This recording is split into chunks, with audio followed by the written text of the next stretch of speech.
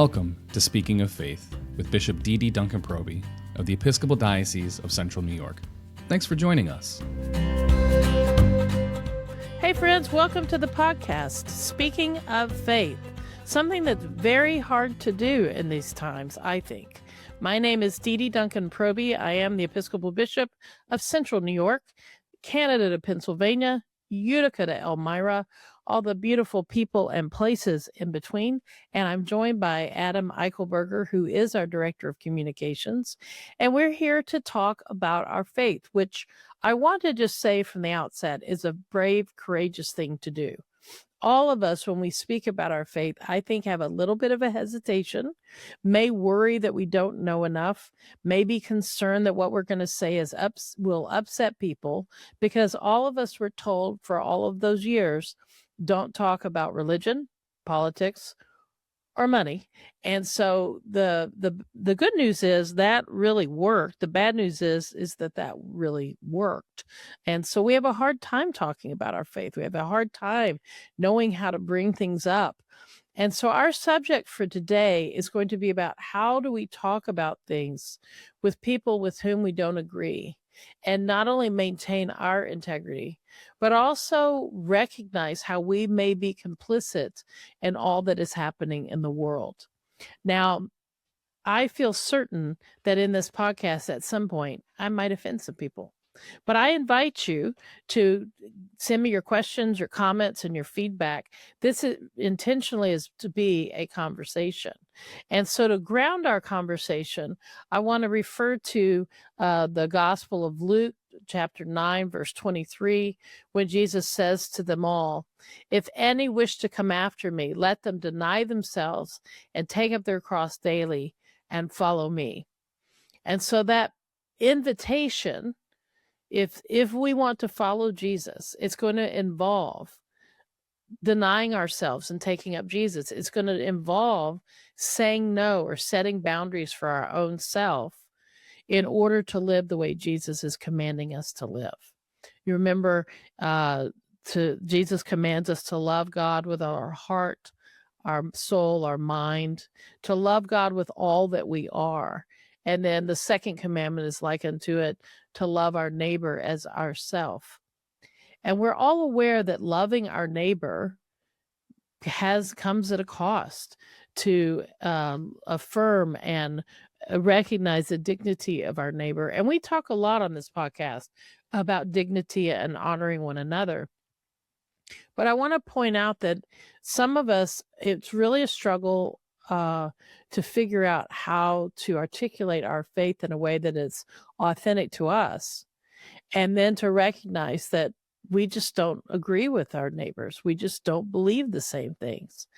And the tendency and the habit today is if we don't believe or agree with someone, then we isolate from each other. We separate.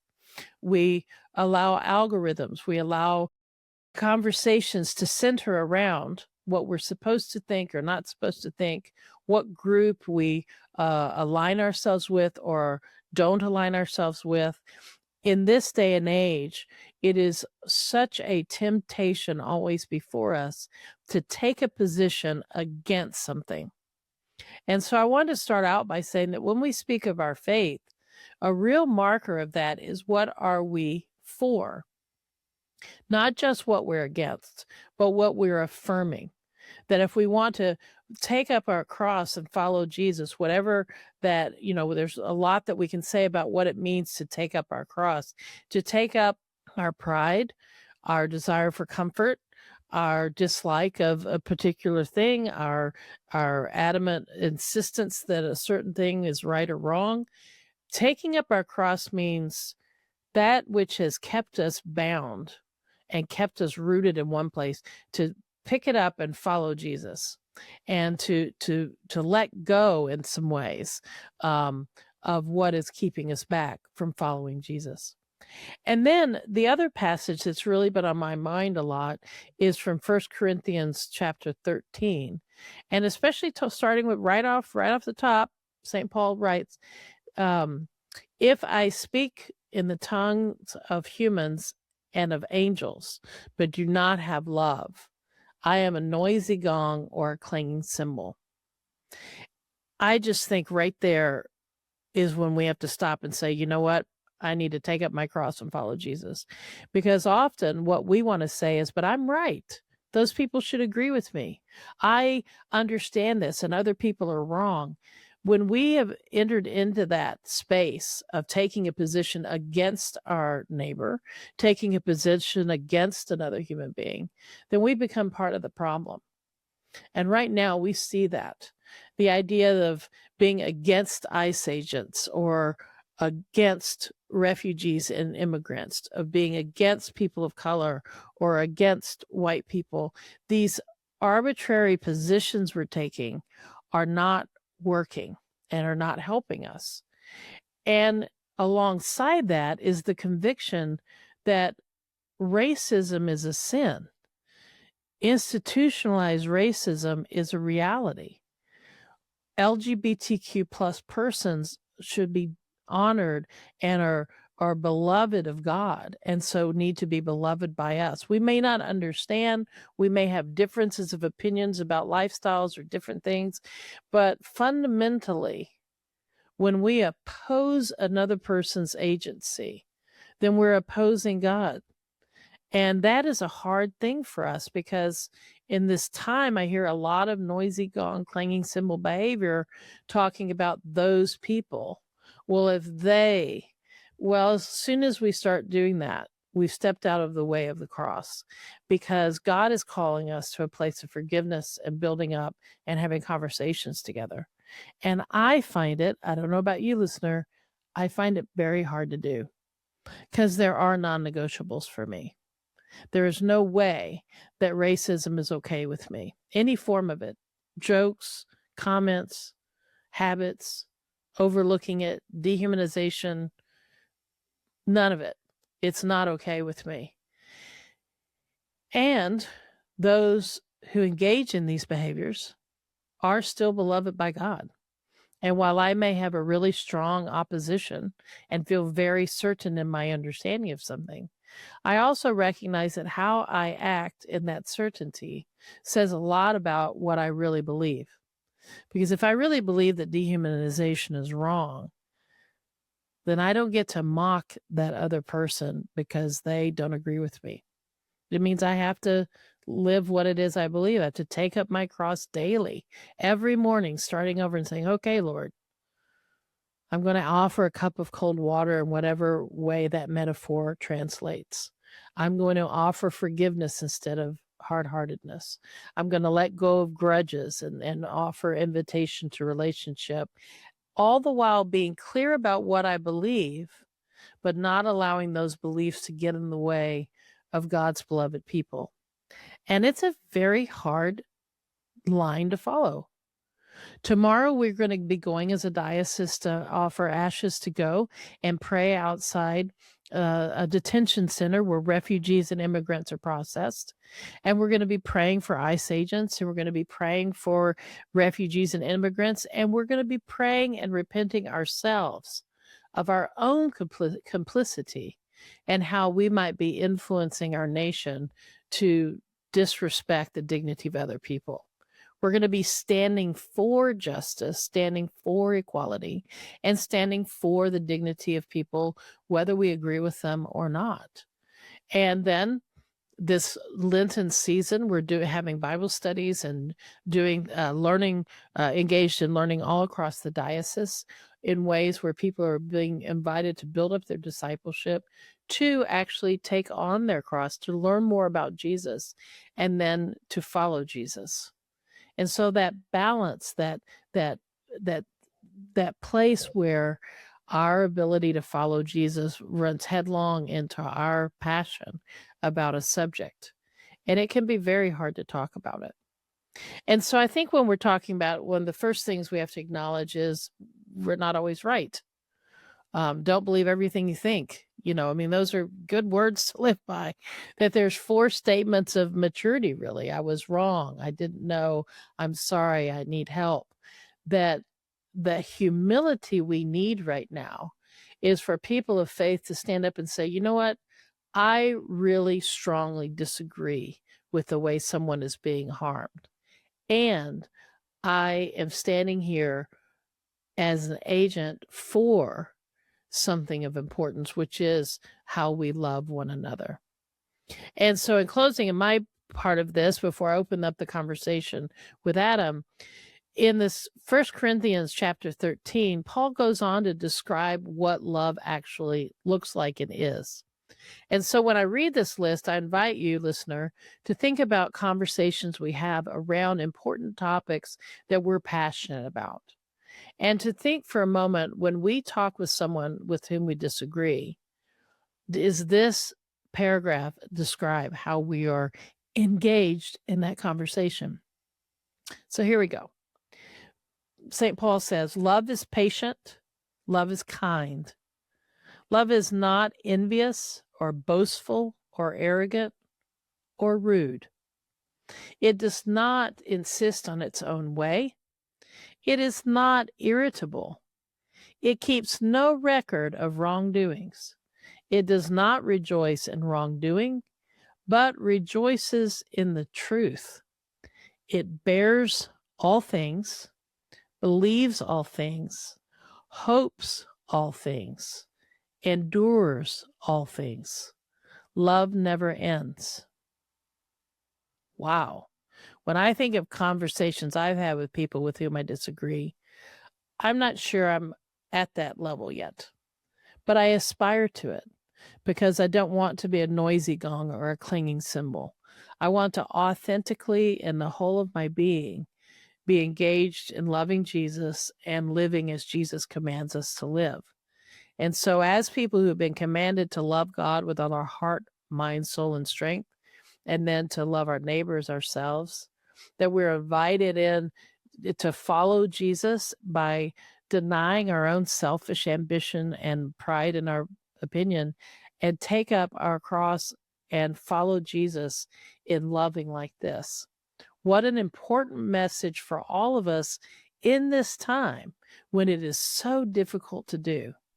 And so now I do want to open up the conversation with you, Adam, because I think we have to talk to each other about these things because it's so hard not to get to fight fire with fire, but rather to fight hate with actual love, and to engage in being what we profess to believe.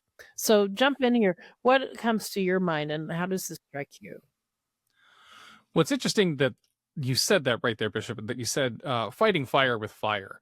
And I mean, I'm going to be the first to admit, listeners, I have no degree in fire science and I am not a firefighter, but it seems counterintuitive to me to always take a position where when someone is doing something that I fundamentally disagree with or standing for something that I fundamentally disagree with, to blast back.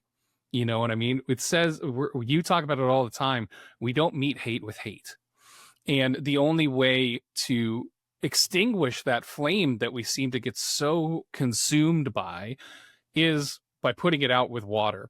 And I think that that's what Paul is trying to get at with this. I guess for me, and listener, I don't know if you're anything like me, I am going to ask Bishop's advice on this to kind of help start stirring up these thoughts within us. What does it look like when we engage in these conversations about so many difficult things happening, specifically in our context here in the United States?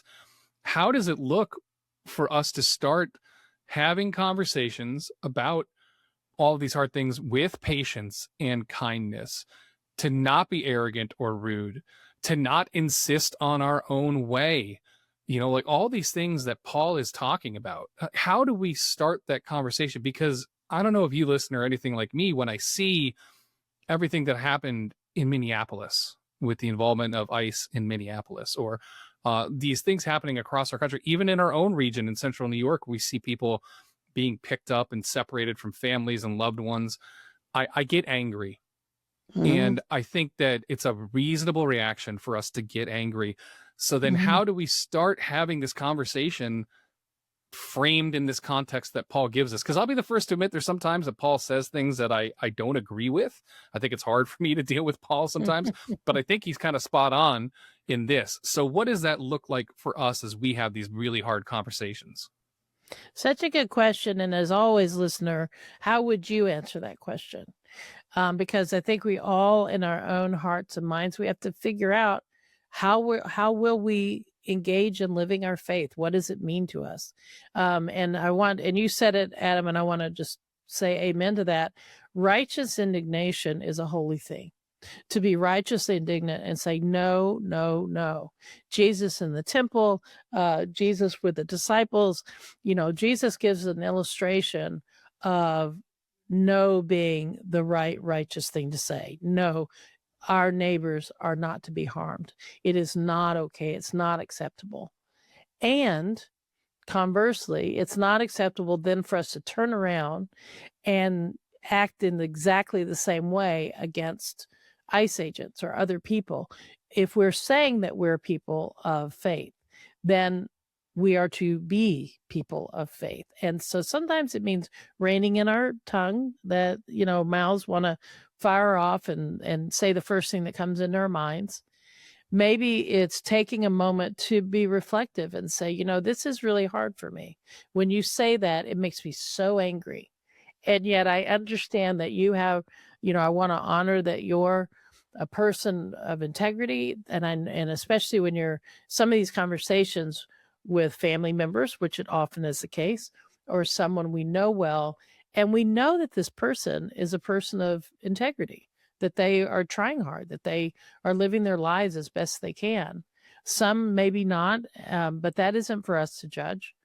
So to start off with humility and curiosity, and maybe ask a question, and not the question, often we want to say things like, why do you hate those people? And that isn't a very good question, because when the person starts answering it, they kind of start convincing themselves why they hate people. The question is, when did you stop believing in love? That love is the answer. Why does love seem weak to you? In what way do you see greed as building up anything? And how has your life been helped by harming someone else? These questions that get more at the root of what the conversation's really around can sometimes open up a much better dialogue than just asking a question to change the person's mind.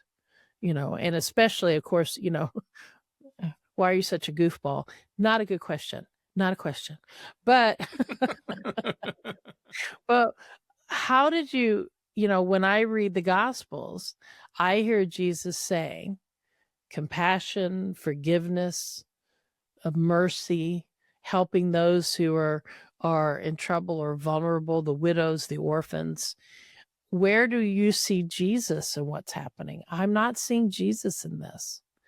And to have those conversations, we may never agree where we're seeing Jesus in this.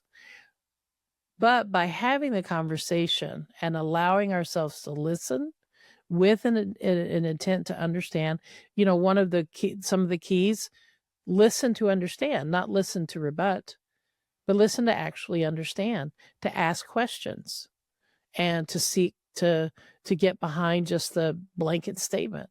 Often I've had people say something to me that sounds terrible on the outside. To me, it's something that's hard-hearted or difficult. And then when I've said, well, tell me more about what does that mean to you? And then they'll start talking, and I'm like, oh, I get it. So you've been afraid, and this seems like an answer because in an economy of fear, this seems like certainty. And then to reflect on that with them and say, well, can I share with you how I see this? And if the person is like, no, you're an idiot, okay, but I'm not. And so we need to engage in a dialogue that has dignity. So going into a conversation with someone, pick the right time. That's always important in terms of we're going to honor the other person.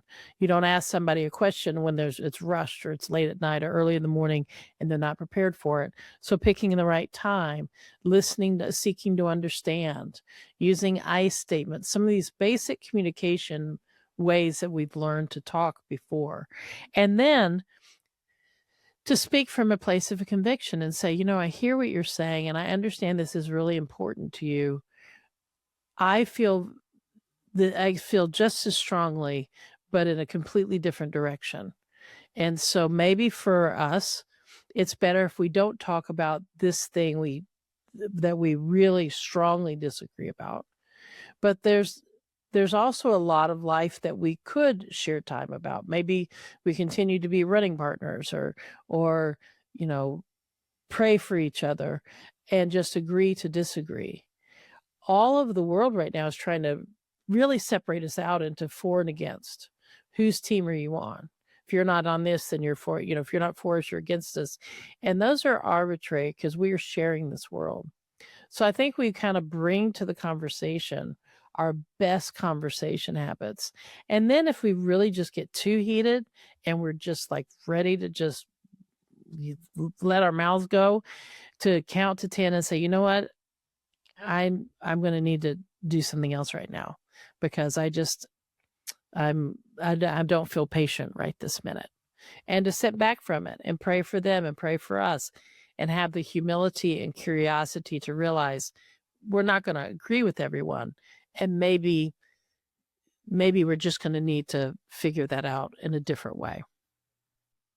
Absolutely. And it kind of calls to mind that when we, within the church, specifically within our context in the Episcopal Church, when we talk about sharing the good news of Jesus Christ with people, it's really easy for me, I'm going to speak for myself, to kind of say, like, here is the soapbox on which I stand, and I'm going to shout it.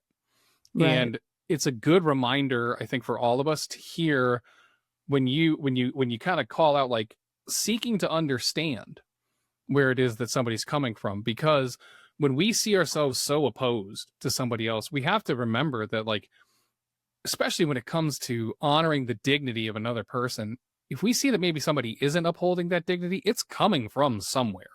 It's informed by something, whether it's personal experience or something they've heard from somewhere else. I think it's important for me to remember, like, I need to understand where this person is coming from, but then at the same time, be willing to trust in what God is trying to do in that person's life. And then with that understanding, take it to prayer. We just spent a long time on the podcast talking about our baptismal covenant, talking about how we were going to keep up with things like the prayers and the breaking of the bread. That also kind of brings to mind to me, I'm going to pray for this person that I disagree with. In the context of the covenant, the breaking of the bread is what we do when we are at church on Sunday or when we gather for worship, but also it is a reminder to continue in community with everybody around us. And we're going to be able to find that commonality, that common ground, and that when we are communal with one another. So then I guess the question looks like this, because we're not going to change someone's mind we disagree with at a protest. It's not happening. Oh, no. Like this isn't a perfect one-for-one example, but I have told people time and time again that when it comes to inviting people to church, like to come with me, to come to a service or whatever, I have been doing this kind of work for over 20 years, and I'm still batting zeros. Like, it's just, I've never cracked the formula of, like, hey, why don't you come check out my church on Sunday or whatever? And no one's ever really responding to that invitation. But it's the same thing when we're at a protest and we're being loud and we may be shouting against someone else. The in for that change that we want to see in the world comes in relationship, like you said, around tables with family members or loved ones that we disagree with. How do we set the table to have those deeper conversations with folks? Because I think that that's maybe where the change that we want to see is going to happen. It's not going to happen in crowds shouting at one another. It's going to happen face to face, one person at a time. What does that look like for us as we're trying to help strive for that change that we want to see in the world, informed by the gospel of Jesus? So important. And listener, again, how would you respond to that? I think it is important to recognize that we are transformed by incarnation. We're transformed by experience of something. Words are seldom, if you take a service, a Sunday service, it is not usually during the sermon that someone really is transformed. It's often during the music. It's often when at the piece. It's often when they've walked in the door and someone had said their name, or it's in those quiet spaces where the Spirit of God is moving. As humans, we find transformation when we experience something that's different. And so in this time, with so many talking heads and yelling people and separation and division and anxiety and all of the things that go with it, the fear mongering and all of it, if how we are proclaiming the gospel sounds no different, then what we're proclaiming is not a transforming message, because we're transformed by meeting Jesus in another person or meeting love in another person. And so for us to actually be helpful or useful in this world is to offer something that is compelling and different. And not everyone can see the difference. Sometimes we're feel that we're being loving and compassionate, but the other person doesn't feel loved. They don't feel compassion. They feel judged or sidelined or manipulated. And so to recognize that it may be that we're wrong. And we've all had the experience where we've thought we were doing a good thing. And then in time we realize, oh my gosh, what was I even thinking? I mean, you know, an easy illustration is usually junior high pictures in the yearbook. You know, what were you thinking about with that hairstyle? But that translates to all of our life. We're all on a journey. And so someone today who has a belief, they may not have that belief in a few years because they may experience more. And if we're separated out only in tribes where, and I want to recognize the appropriation of that word, even people talk about tribal partisanship, tribal politics, and I want to honor our indigenous siblings with where this comes from, this sense of place. But that aside, if we're so busy looking for only those people with whom we agree, we will suddenly and soon find ourselves all alone in a room and then have to leave that room because we'll have an argument with ourselves about something. Sameness of mind is not the same thing as sameness of purpose. I can have the same purpose with someone else where we may have a different opinion about something because we're all growing. We're all walking each other home, as the saying goes. And so I think it's really important in these situations to recognize that when we are starting to not be able to be compassionate, when we're not able to be empathetic, when we aren't able to listen to someone else tell us what they think with a sense of kind of good differentiation. Just because someone says something that really offends us doesn't mean we have to act offended. It means we can listen and say, wow, totally disagree. I wonder why you feel that way. For me, this is so important to me, and to recognize they may feel exactly the same way. I was in a parish at one point in my ministry where there had been a real brokenness over the issues of homosexuality and leadership in the church. And there were people with very strong opinions on all sides of the issue. And often they would say to me, you need to take a side. And I would say, I'm going to take the side of Jesus. What did Jesus say? And they said, well, I don't know that Jesus ever talked about this. And I'd say, well, then we're going to talk about Jesus and not take a side. And I learned to discipline myself. Sometimes people would say something to me, and in my mind, I would think, gosh, what is wrong with them? And I'd want to say, why are you, don't you understand something, a different way of understanding this? And can't you even see this? I don't know why you have to see it this way. And I would make myself think, they feel the same way about my opinion. They want to say, what's wrong with her? Why can't she see this? Why doesn't she understand? Why can't she change her mind? And there are things about which we're not going to change our mind. But our minds might be changed by the experience and encountering true love that is redemptive. We will be changed by people who love us despite our differences of an opinion. And we can be that change agent. But sometimes we have to accept in that person's life, we're not going to be the change agent because we're too angry or angered by their opinion that's different from us. Or in this other situation, we have the ability to be a bridge builder because we can maintain our differentiation. We can see their opinion, understand that they feel deeply about it, but then also be able to say, you know what, I see that that's important to you. I feel very differently from you. Now, let's go on and do something different. Let's talk about something else. So it is all a negotiation. I think it's hard to do, easy to talk about, but very, very hard to do because it is different in each situation. Well, friends, so those are the questions today. I hope that you'll send in your questions and you'll keep the conversation going. How do you talk about things that you're passionate about with people with whom you disagree? How might we better represent our faith by laying down our need to be right or have power and invite greater capacity for love?